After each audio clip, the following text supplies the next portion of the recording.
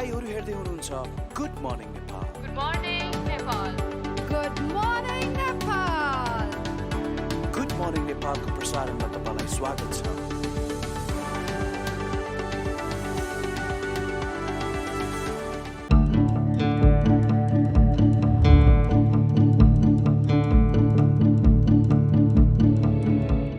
नमस्कार, बिहानी प्रहरको प्रस्तुति गुड मर्निङ नेपालमा तपाईलाई स्वागत छ। म विकास थपलिया। दर्शकहरू, आजको बिहानीलाई हामी अलिकति साहित्यिक बनाउने प्रयास गरिरहेका छौँ। हामीसँग स्टुडियोमा हुनुहुन्छ साहित्यकार डाक्टर दामोदर पुडासैनी किशोर। उहाँ नेपालको प्रथम लेखा परीक्षणमा विद्यावारिधि गर्ने प्रथम र अहिलेसम्म एकमात्र विद्यावारिधि गर्ने व्यक्तित्व पनि हुनुहुन्छ, साहित्यकार हुनुहुन्छ। उहाँका 10वटा कविताका कृतिहरू सार्वजनिक भइसकेका छन्, बजारमा आइसकेका छन्। त्यसै गरी 6वटा नियात्राहरू बजारमा आइसकेका छन्। उहाँको पछिल्लो कृति ग्रीष्मको निलो बतास भर्खरै बजारमा सार्वजनिक भएको छ। यही विषयमा केन्द्रित रहेर उहाँको साहित्यिक जीवनका विभिन्न पाटाहरूको विषयमा रहेर आज हामी कुराकानी गर्न गइरहेका छौँ। यहाँलाई स्वागत छ स्टुडियोमा। धन्यवाद। एकपटक कान्तिपुर टेलिभिजनको यो कार्यक्रममा तपाईसँग कुरा गर्ने मौका मिल्यो, असाध्यै खुसी लागिरहेको छ। के गर्नुहुन्छ बिहानीको समयमा तपाईँ? बिहानको समय भनेको मेरो दुईवटा कामहरू नै बढी हुन्छ। एउटा अध्ययन गर्ने र अर्को लेखन सृजनशील कामहरूमा नै बिताउने गर्छु म। दामोदर पुडासैनी किशोर चाहिँ नाम कसरी राख्नुभयो? साहित्यिक नाम हो यो? साहित्यिक नाम हो यो। नाम चाहिँ मैले भन्दा पनि मेरो दाइ घनश्याम पुडासैनीले, उहाँले म सानो किशोर उमेरमा नै लेख्न थालेको भएको हुनाले त्यतिखेर नै उहाँले किशोर भन्ने राखिदिनु भएको। 10-11 वर्षमा म अलि धेरै नै लेख्थेँ त्यो बेलामा पनि। त्यस बेलामा नै उहाँले राखिदिनु भएको। कति वर्षको उमेरबाट लेख्न थाल्नुभएको तपाईँले? मैले लेख्न मेरो पहिलो प्रकाशित रचना चाहिँ प्रकाशित भन्दा नि प्रसारित रचना चाहिँ 7 वर्षको उमेरमा नै रहेछ। रेडियो नेपालमा बाल कार्यक्रममा मैले मेरो लेखेको कविता। कति सालको कुरा हो यो? 26 सालतिरको कुरामा। 19 सालमा रेडियो नेपालमा तपाईँको कविता प्रसारण हुँदा त हल्लीखल्ली मचियो होला समाजमा। त्यही त, त्यो चाहिँ एउटा अचम्मको थियो। त्यतिखेर गाउँमा रेडियो मात्रै एउटा साधन थियो। अनि हुन त मेरो काठमाडौँ जिल्लाको नजिकै जितपुर फेदी भन्ने गाउँ हो, तर अहिले पनि साँच्चै गाउँ नै छ। र त्यो गाउँभरि निकै हल्लाखल्ला र धेरै दिनसम्म। अनि त्यसले पनि एउटा ठुलो उत्साह जागेको थियो। तर जुन प्रकाशित भने मेरो 2034 सालमा जनजागृति भन्ने पत्रिकामा एउटा शहीद भन्ने शीर्षकको कविता छापियो। त्यतिखेर त्यति बेला पत्रिकामा छापिनु भनेको पनि ठुलै कुरा थियो। धेरै ठुलो कुरा थियो त्यतिखेर। किनभने पत्रिकाहरू, साप्ताहिक पत्रिकाहरू पनि सीमित थिए। अब साहित्यिक पत्रिकाहरू पनि असाध्यै कम थिए, समाचार पत्रिकाहरू पनि कम थिए। त्यस बेलामा अब एउटा कविता छापियो, त्यो पनि एकदमै कम उमेरको मान्छे भन्दाखेरि गाउँघर, इष्टमित्र, विद्यालय सबैतिर निकै चर्चा नै हुन्थ्यो त्यतिखेर। र आफैलाई पनि एउटा कविता छापिएपछि कयौँ दिनसम्म निन्द्रा नलाग्ने खुसीले मेरो कविता छापियो भने आफैले आफ्नो कविता पनि कयौँ पटक पढिरहने। जति बेला तपाईँको त्यो 26 सालमा रेडियोबाट आफ्नै कविता, तपाईँ 10 वर्षको हुनुहुन्थ्यो हो? 10 वर्षको उमेरमा? 26मा 10 थिइनँ म, 7.5 किनभने 19 सालमा भनेको 7-7.5 वर्षको हुनुहुन्थ्यो। त्यति बेला नै आफ्नो कविता रेडियो नेपालबाट तपाईँले सुन्नुभयो, परिवारले सुन्नुभयो, सदस्यहरूले सुन्नुभयो। कस्तो भयो त्यो सुन्दै गर्दाखेरिको अनुभूति अहिले याद छ? होइन, एकदमै खुसीको। त्यतिखेर के हुन्थ्यो भने मेरो एकजना दाइ सञ्चार मन्त्रालयमा काम गर्नुहुन्थ्यो, ठुलो चाहिँ दाइ। र अर्को दाइ श्री हरि पुडासैनी, उहाँ सूचना विभागमा काम गर्नुहुन्थ्यो। त्यसले पनि मलाई के थियो भने मेरा रचनाहरू रेडियो नेपालमा लग्दिन र पत्रिकामा छापिनलाई धेरै सजिलो थियो। अनि आफूले त्यो रचना पठाएको दिनदेखि एक क्षण पनि नछोडिकन त्यो बाल कार्यक्रम सुनिन्थ्यो। अनि सुनेपछि जुन दिन आएपछि त 81 भाइ दामोदर पुडासैनीको कविता भनेर, त्यतिखेर वासुदेव मुनाल हुनुहुन्थ्यो सञ्चालक। अनि उहाँको त्यो आवाज सुन्ने बित्तिकै त एकदम उफ्रिनु जस्तो, कति न खुसी जस्तो, धेरै ठुलो उत्साह त्यस्तो हुन्थ्यो। र 6-7 वर्षको उमेरमा कविता लेख्ने प्रेरणा चाहिँ तपाईँलाई अथवा कसले सिकाउनु भयो? प्रेरणा कहाँबाट आयो? त्यो पनि एउटा पृष्ठभूमि छ। पृष्ठभूमि के छ भने मेरो घरमा मेरो बुबा हरिप्रसाद पुडासैनी, उहाँ आफै धेरै भाषाको ज्ञाता हुनुहुन्थ्यो। हिन्दी, उर्दू, मैथिली, संस्कृत यस्ता धेरै धार्मिक ग्रन्थहरू र साहित्यिक ग्रन्थहरू मेरो घरमा हुन्थ्यो। अनि उहाँले त्यो विभिन्न भाषाका ग्रन्थहरूको अर्थ लगाएर हामीलाई सुनाउनुहुन्थ्यो, गाउँका मान्छेहरूलाई पनि सुनाउनुहुन्थ्यो। र त्यसको साथसाथै मेरो घरमा एउटा माहौल के हुन्थ्यो भने त्यतिखेरका धार्मिक गुरुहरू, विभिन्न सम्प्रदायका धार्मिक गुरुहरू प्राय दिनौँ जस्तो आउनुहुन्थ्यो र उहाँहरूले यो शास्त्रको बारेमा बुवा र उहाँको बिचमा धेरै हुन्थ्यो।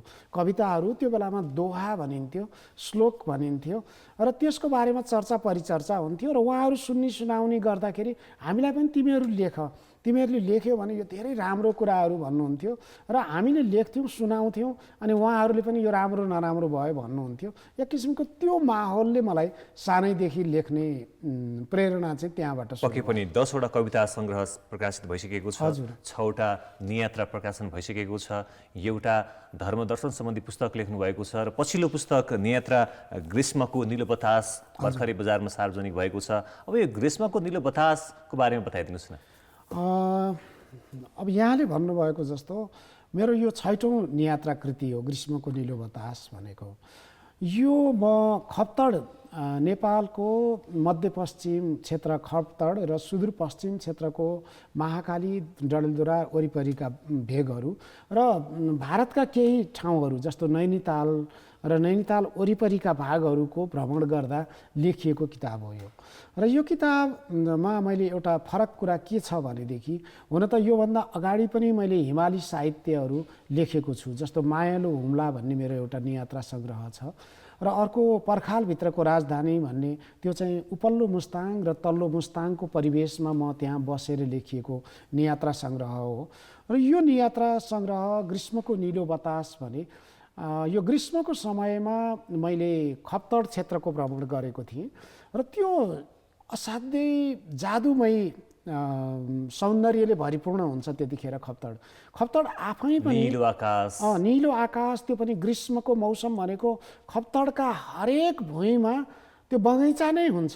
आफै प्रकृतिले यति धेरै फुलहरू त्यहाँ फुल्छ, ती फुलहरू हामीले यतातिर भेट्दैनौँ। पुरा चौरभरि फुलै फुल ढाकेको हुन्छ र त्यहाँ निलो आकाश हुन्छ। त्यसको ती चौरहरूमा घोडाहरू, भैँसीहरू, गाईहरू, चौरी गाईहरू मजासित झुन्ड भएर चरिरहेका हुन्छन्। चराहरू मिठोसित कावा खाइरहेका हुन्छन्। मान्छेहरू, विश्वभरिका मान्छेहरू त्यहाँको सौन्दर्य पान गर्नको लागि जान्छन्। अत्यन्त रमणीय, अत्यन्त एउटा मनोविनोदपूर्ण प्रकृति त्यहाँ भेटिन्छ। र हुन त खप्तड भनेको के हो भने वर्षको झन्डै 8 देखि 9 महिना हिउँले नै ढाकिने भूभाग पनि हो, त्यसै पनि त्यो सौन्दर्यशाली छ। त्यसमाथि पनि ग्रीष्मको बेला भनेको त्यहाँ भ्रमण गर्ने सबैभन्दा रमाइलो बेला हो। बगैँचा नै बगैँचा। त्यो यात्रा जति रोमाञ्चकारी भयो त्यति साहसिक पनि भयो होला। तपाईँले पुस्तकमा पनि मेरो यात्रा साहसिक पनि रह्यो भन्नुभएको छ, त्यो चाहिँ के थियो? त्यो चाहिँ मुख्य कुरा के हो भने अहिलेसम्म पनि हामी पैदल नै हिँड्नुपर्छ त्यहाँसम्म जानलाई।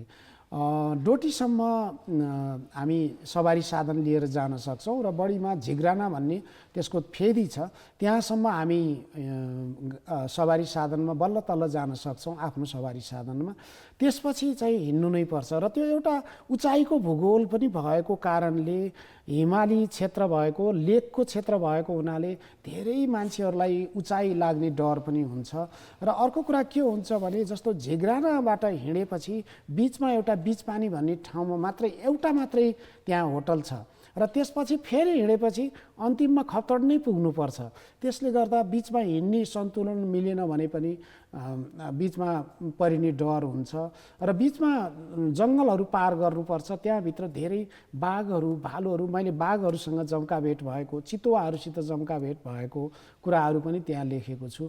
तिनीहरू मात्रै नभइकन त्यहाँ जङ्गली भैँसीहरू हुन्छन्, उनीहरूले पनि आक्रमण गर्न सक्छन् र घरपालुवा भैँसीहरू अरूले पनि आक्रमण गर्ने डर हुन्छ। त्यसले गर्दाखेरि छेडछेडमा त्यो सङ्कटहरू मोल्दै, छेडछेडमा त्यो सौन्दर्य पान गर्दै त्यसरी हिँड्नुपर्छ। त्यसले गर्दा यो एउटा साहसी क्षेत्र पनि हो। त्यो तपाईँले रोमाञ्चक साहसी यात्रा तय गर्दै पुग्नुभयो। हजुर, यो नियात्रा लेख्नको लागि तपाईँ पुग्नु भएको थियो कि तपाईँ त्यहाँ पुगिसकेपछि नियात्रा लेखौँ भन्ने अनुभूति भयो, के हो यो? होइन, यस्तो हो विकासजी, एउटा नियात्रा लेखकले चाहिँ जहिले पनि, अब अरू लेखकहरूलाई चाहिँ के हुन्छ, कोठामा बसेर पनि लेखिदिए हुन्छ। नियात्रा लेखकको एउटा चुनौती के हो भने नियात्रा लेखक हुनलाई दुईवटा कुरा चाहिन्छ। एउटा कुरा चाहिँ उसले भ्रमण नै गर्नु पर्यो, भ्रमण नगरिकन नियात्रा कोठामा बसेर त लेख्दैन। अर्को कुरो लेख्ने मान्छेले नै भ्रमण गर्नु पर्यो, नलेख्ने मान्छेले भ्रमण गरेर फेरि नियात्रा लेख्दैन। त्यसो भएको हुनाले पनि मैले यो खप्तड क्षेत्रको भ्रमण गर्नुभन्दा अगाडि नै म त्यहाँ गएर फर्केपछि मैले एउटा किताब लेख्नुपर्छ भन्ने मलाई लागेको थियो। त्यस हिसाबले मैले त्यसको तयारी पनि गरेको थिएँ। तयारी भनेको अब बाटोमा भेटेका मान्छेहरूको संवादहरू मैले सङ्कलन गर्ने, उनीहरूसँग अलि आफैले बढी। तपाईँले खप्तड क्षेत्रको नियात्रा लेख्छु भनेर एउटा योजना बनाएर जानुभएको थियो। हजुर, त्यसले गर्दाखेरि त्यहाँ तपाईँलाई आवश्यक पर्ने सामग्रीहरू जुटाउनको लागि सजिलो पनि भयो। हजुर, सजिलो पनि भयो। र अब एउटा कुरा चाहिँ कस्तो हुन्छ भने यात्रा भनेको योजनाले मात्रै चल्दैन भन्छ के, र जीवन भनेको पनि योजनाले चल्दैन नि। तपाईँ हामी हरेक दिन योजना बनाउन खोज्छौँ तर योजनाबाट जहिले पनि बाहिरिरहेका हुन्छौँ। यात्रा पनि त्यस्तै हो। यात्रा जाने त भनिन्छ तर हरेक क्षणहरू नयाँ नयाँ चुनौतीहरू, नयाँ नयाँ कठिनाइहरूको सामना गर्नुपर्छ। त्यही नै मजा हो यात्राको। पक्कै पनि। हजुर, दर्शकहरू, आज हामी कुराकानी गरिरहेका छौँ ग्रीष्मको नीलो बतास पछिल्लो पुस्तक लेखेका डाक्टर दामोदर पुडासैनी किशोर, जसको 17वटा पुस्तकहरू साहित्यिक प्रकाशनहरू बाहिर आइसकेका छन्। उहाँसँग कुराकानी जारी रहनेछ एउटा ब्रेकपछि।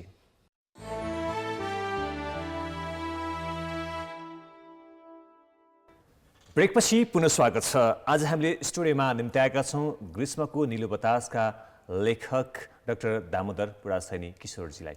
यहाँलाई स्वागत छ पुनः। धन्यवाद। तपाईँले नियात्रा लेख्नु भएको छ, 6वटा नियात्रा प्रकाशन भइसकेको छ। हजुर, सबै राम्रा छन्। विश्वका अरू साहित्यिक क्षेत्रमा नियात्रा एउटा ट्राभलर बुकका रूपमा चाहिँ आएको हामी देख्छौँ। नियात्राको अभ्यास नेपालमा फरक हो? यसलाई अलिकति फरक मान्न पनि हुन्छ। जस्तो विश्वमा के छ भनेदेखि यात्रा संस्मरण लेख्ने चलन त अब धेरै अगाडिदेखि हो। चिनिया यात्री होइनसाङ नेपालमा आएर पनि उहाँले पनि यात्राको वर्णन लेख्नुभयो। अब भास्को डी गामाहरू पोर्तुगालदेखि सारा ठाउँहरूमा जानुभयो, कोलम्बसहरू जानुभयो, उहाँहरूकै समयदेखि यात्रा वर्णन लेख्ने चलन चाहिँ आएको हो। र विश्वमा अहिले पनि यात्रा वर्णन अथवा ट्राभलग अथवा ट्राभल एकाउन्ट भनेर लेख्ने चलन छ। विश्वमा भारतकै कुरा गर्दाखेरि पनि त्यहाँ यात्रा संस्मरण, यात्रा वर्णन भनेर उहाँहरू लेख्नुहुन्छ। तर हामी नेपालीहरूको चाहिँ नियात्रा भनेर हामीले सुरु गरेका छौँ। यो भनेको नियात्रा भन्ने शब्द पनि एकदमै नयाँ शब्द हो। नयाँ शब्द कुन अर्थमा भने बालकृष्ण पोखरेलले तारानाथ शर्माको बेलायततिर बरालिँदा भन्ने नियात्रा सङ्ग्रह लेख्दाखेरि उहाँले पहिलोपटक नियात्रा भन्ने शब्द प्रयोग गर्नुभयो। यी नियात्राहरूबारे भनेर एउटा भूमिका, त्यहाँबाट नियात्रा साहित्यको सुरुवात भयो। अब यसमा फरक चाहिँ के हो भने यात्रा वर्णन अथवा ट्राभल एकाउन्ट अथवा ट्राभलग भनेर भन्दा चाहिँ के हो भने अलि बढी यात्राको वर्णन मात्रै, यात्रामा के भयो त्यो कुरा मात्रै लेख्ने चलन त्यसमा छ। अब हामीले यो नियात्रा भनेपछि चाहिँ अहिले हामीले के गरेको छ भने यात्राको वर्णन मात्रै होइन, यात्राको अनुभूतिको पक्षलाई बढी घोलाएर त्यो यात्रा अभिव्यक्त गर्ने त्यो चलन चाहिँ हामी नेपालीहरूले अहिले विशेष गरी तारानाथ शर्माले त्यसरी सुरुवात गर्नुभयो। अहिले हामीले पनि त्यसैलाई अलिकति यात्राको वर्णन मात्रै नगरिकन यात्राको अनुभूतिलाई पनि, अनुभूति पक्षलाई बढी जोड दिएर। मुस्किल हुन्छ होला होइन? जस्तो भिडियो डकुमेन्ट्रीहरू छ भने त तपाईँले त्यसमा दृश्यसहित देख्न पाउनुभयो, मान्छेलाई चाहिँ नयाँ ठाउँ यस्तो रहेछ भन्ने। तर लेख्न त निकै गाह्रो हुन्छ होला? धेरै गाह्रो पनि हो र एउटा अब लेखकले शब्दबाट दृश्य देखाउनु पर्ने हुन्छ। हामी त्यही भएर म के भन्छु भने शब्द चित्र हो, नियात्रा भनेको शब्द चित्र हो। अब जस्तो यहाँहरूले टेलिभिजनमा देखाउँदाखेरि एउटा भनाइ पनि छ नि, एउटा चित्र देखाउने भनेको हजारौँ शब्दहरूको भन्दा त्यसमा त दृश्यले नै शब्दहरू बोल्छन्, तपाईँले त शब्दबाट दृश्यहरू बोलाउनु पर्ने हुन्छ। तर एउटा यसमा फाइदा चाहिँ के हुन्छ भने हामी कुनै चित्र देख्दाखेरि सपाट चित्र मात्रै देख्छौँ र तर हामी लेखकहरूले जब नियात्रा लेख्यौँ भने त्यसले चाहिँ मेरो अनुभूति मात्रै होइन, तपाईँको अनुभूति, तपाईँ र म सँगै यात्रा गरिरहेको छौँ भने तपाईँको अनुभूति, मेरो अनुभूति पनि मैले त्यहाँ ल्याउँछु। त्यसले गर्दा जो पाठकले त्यो अहिले नियात्रा पढ्छ उसले के भने आफ्नो अनुभूति पनि त्यहाँ घुसाउँछ। जस्तो के छ भने एउटा रोलाँ बाथ भन्ने विश्व प्रसिद्ध दार्शनिक, उहाँले के भन्नुभयो भने कुनै पनि कृति लेखिसकेपछि लेखक मर्छ होइन, लेखक मर्छ, किनभने त्यसमा त उसको त काबु हुँदैन। तर के हुन्छ भने लेखकको त्यो कृति पढ्दाखेरि उसले के आफ्ना अनुभूति पनि जोड्छ। मैले यो लेखेको ग्रीष्मको निलो बतास तपाईँले पढ्नुभयो भने तपाईँले मैले घुमेको जस्तै कुराहरू अरू पनि अनुभूति गरिरहनु भएको हुन्छ। त्यो बुझ्दा तपाईँले त्यसलाई आत्मग्रहण गर्दा गर्दै आफ्नो अनुभूति पनि मिसाउनुहुन्छ र तपाईँ खुसी हुनुहुन्छ। त्यो चाहिँ एउटा फाइदा। पक्कै पनि तपाईँले 6वटा नियात्राका पुस्तकहरू बजारमा ल्याइरहँदाखेरिको एउटा ठुलो अनुभव रहेको छ। हजुर। कस्तो छ पाठक प्रतिक्रिया, कस्तो छ? अलिकति पारिश्रमिक हिसाबमा पनि अथवा पठनीय भन्दा पनि यो किनेर पढ्ने अथवा नियात्रा किन्ने पाठकहरूको सङ्ख्या कस्तो छ? यो एकदमै राम्रो प्रश्न गर्नुभयो विकासजी। अहिले विश्वमा सबैभन्दा धेरै पढिने विधा चाहिँ नियात्रा नै हो। सबैभन्दा धेरै पढिने विधा, त्यसपछि उपन्यास विधा, त्यसपछि कथा विधा पढ्ने चलन छ, आख्यान विधाको त्यसरी गर्ने चलन छ। त्यस हिसाबले अहिले नेपाली बजारमा पनि सबैभन्दा बढी बिक्री हुने कृतिहरू भनेको नियात्रा सङ्ग्रह नै हो। किन भन्दाखेरि नियात्रा सङ्ग्रह भनेको यो कुनै त्यसमा काल्पनिकता त कति ठाउँमा मिसिन्छ, तर यसको सबभन्दा सुन्दर पक्ष चाहिँ त्यसको यथार्थ पक्ष नै हो। त्यहाँको सौन्दर्य, त्यहाँको भूगोल, त्यहाँको संस्कृति, त्यहाँको जनजीवन, त्यो सबै कुरा त्यहाँ आउँछ। त्यसले गर्दा पाठकले के गर्छ भने यथार्थपरक र सत्य कुराहरू उसले ग्रहण गर्दै जान्छ।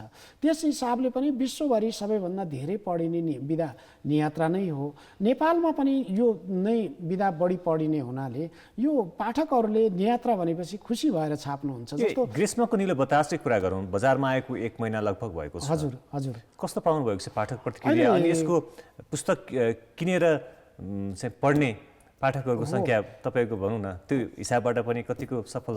यो असाध्यै राम्रोसित बिक्री भइरहेको छ। यो रत्न पुस्तक भण्डारले छापेको हो यो कृति मेरो।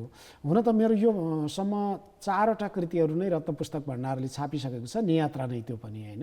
त्योभन्दा अगाडि पनि मेरो नियात्राहरू जति छापिए त्यो असाध्यै दोस्रो तेस्रो संस्करण सम्म पनि छापिएका छन् र प्राय सबै नियात्रा कृतिहरूले पुरस्कार पनि पाएका छन्। जस्तो मेरो एउटा अन्तर्राष्ट्रिय पुरस्कार नै पाएको थियो, नमेटिएका चित्रहरू भन्ने कृतिले त्यसरी पनि पाएको थियो। र गत वर्ष नमेटिएका चित्रहरू चाहिँ कहाँको नियात्रा थियो? त्यो चाहिँ मेरो देशभन्दा बाहिरको नियात्राहरू थियो। एसिया र अफ्रिकामा म रहँदाखेरि लेखिएका कृतिहरू त्यसमा नियात्राहरू छन् र त्यो हिसाबले त्यो पनि धेरै राम्रो भयो। त्यसले उत्तम शान्ति पुरस्कार पनि पायो त्यो कृतिले। र गत वर्ष नै मात्रै पनि मेरो नियात्रा कृति पर्खालभित्रको राजधानीले त्यो वर्षको उत्कृष्ट कृति पुरस्कार पनि पायो। त्यस हिसाबले नियात्राहरू चाहिँ को पाठक धेरै राम्रो पाएको छु मैले। पाठक अहिले नै पनि 1 महिना हुँदाखेरि ग्रीष्मको निलो बतास मलाई हिजो मात्रै पनि रत्न पुस्तक भण्डारका प्रमुख उहाँले बताउनुहुन्थ्यो असाध्यै राम्रो बिक्री भइरहेको छ, हामी उत्साहित छौँ भन्नुहुन्थ्यो।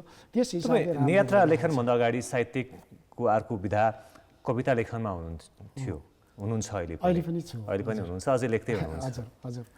तपाईँलाई चाहिँ बढी लेख्न मन चाहिँ कविता लाग्छ, नियात्रा लाग्छ अथवा दर्शन धर्मदर्शनको विषय पनि लेख्नु भएको छ? तपाईँको बढी रुचि चाहिँ केमा छ? मेरो बढी रुचि त कविता नै हो, किनभने म सुरुवात पनि कविताबाट नै मैले गरेको हो र आजको दिनसम्म पनि मैले कविता लेख्न र कविता पढ्न छोडेको छैन। र कविता लेख्नु र कविता पढ्नुको एउटा अरू विधामा पनि लेख्नुको एउटा फाइदा चाहिँ के हुन्छ भने अरू विधा पनि त्यो काव्यात्मक रस चाहिँ अरू विधामा पनि जान्छ। मेरो नियात्राहरू डाक्टर तारानाथ शर्माले यो भूमिकामा पनि भन्नुभएको छ, नेपाली साहित्यको कोसे ढुङ्गाको रूपमा यो नियात्रा ग्रीष्मको निलो बतास आएको छ र यो नियात्रा साहित्यको विशिष्ट कृति हो, उत्कृष्ट कृति हो भनेर उहाँले भन्नुभएको छ। त्यो भन्नुको मुख्य कारण पनि उहाँले त्यही बताउनु भएको छ, यो एउटा काव्यात्मक रूपमा लेखिएको नियात्रा हो। त्यस हिसाबले पनि मलाई के लाग्छ भने मैले हुन त यहाँले भन्नुभएको जस्तो सङ्ख्यात्मक रूपमा पनि मैले 10वटा मेरो नियात्रा सङ्ग्रह अहिलेसम्म के अरे कविता सङ्ग्रह 10वटा र नियात्रा सङ्ग्रह 6वटा प्रकाशित भएको छ। यो दुवै कुराको एउटा संयोजनको रूपमा पनि नियात्रा आएको छ। त्यस हिसाबले हामी एकदमै अन्तिममा छौँ। तपाईँ 10वटा कृतिहरू निकालिसक्नु भएको छ कविताका। तपाईँ आफैले मन परेको कुनै कविता तपाईँको दिमागमा छन् अहिले अन्तिममा दर्शकलाई छोडेर जानलाई? कविता त्यस्तो धेरै कण्ठ त गर्दिनँ म। कहिलेकाहीँ मैले एउटा हाइकु पनि लेख्छु। हाइकु भनेको मैले एकदम तपाईँलाई एक्सिडेन्टली सोधेँ कुनै मैले कविता आज भन्नुपर्छ भनेको छैन, कुनै दिमागमा छ हजुर, भने त्यस्तो मात्रै त छैन। एउटा हाइकु चाहिँ सुनाउँछु होला म। please. हाइकु भनेको चाहिँ एकदम छोटो कविता हो, 17 अक्षरको कविता हो, जापानी शैलीमा लेखिने कविता हो। 17 अक्षरमा एउटा महाकाव्य नै लेखिन्छ भन्छन् उनीहरूले भन्दाखेरि। मैले लेखेको हुन्छ, please. प्राय मैले सुनाउने हाइकु। बिहान भयो, जम्मा 5 अक्षरको भयो। बिहान भयो उज्यालो भनेको त तिमी पो रहेछौ। बिहान भयो उज्यालो भनेको त तिमी पो रहेछौ। 5, 7, 5, 17 अक्षर। निकै राम्रो। Thank you so much. तपाईँको यो समयको लागि, उपस्थितिको लागि धेरै धेरै धन्यवाद दिन चाहन्छौँ। हस्, मलाई पनि धेरै धेरै म आभार व्यक्त गर्छु कान्तिपुर टेलिभिजन र यो गुड मर्निङ नेपाल परिवार र विशेष गरी विकास थपलियाजी पनि मणि लोहनीज्यू सबैप्रति म आभारी छु। तपाईँहरूले मलाई सम्झिनुभयो र मेरो यो नयाँ कृति ग्रीष्मको निलो बतासको बारेमा मैले कमसेकम पाठकहरू, श्रोताहरू, दर्शकहरूलाई पनि केही कुराहरू बताउने मौका मिल्यो। यसको लागि धन्यवाद। दर्शकहरू, आजको समय सकिएको छ। भोलि फरक विषय लिएर उपस्थित हुनेछौँ। तबसम्मको लागि बिदा दिनुहोस्। नमस्ते, शुभ दिन।